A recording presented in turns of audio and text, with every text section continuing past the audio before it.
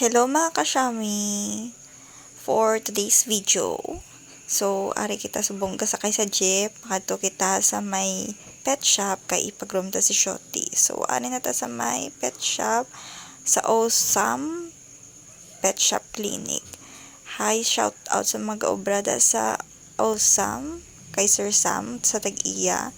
So ari na ko mga kasyami ho kapongko-pongko gaulat-hulat kay Shorty. Tapos ang ilang wall mga kasyami amoy na ang mga nagkalain-lain nga mga style sang mga kung paano nyo ipaguntingan inyo nga mga ido. So ang akong gipaobra di mga kasyami is gimpasa merkat ko si Shorty kay para nga dugay magtubo ang iya nga bolbol.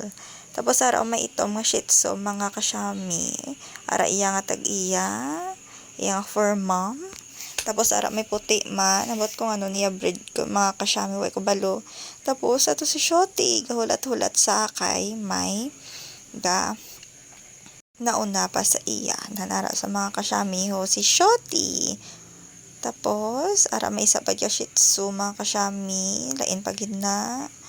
Tapos arang gaobra shout out sir ato si Sir Sam mga kasyami sa likod. Tapos si Shorty hambali guro kadugay sa inyo. Dahil sa mga katakan mga kasyami, pero namin sa Shorty ara naginhabonan na sa mga kasyami. Habon-habon na kasi sir ng tubang kita ginatulok ko gid kag ginabidyohan.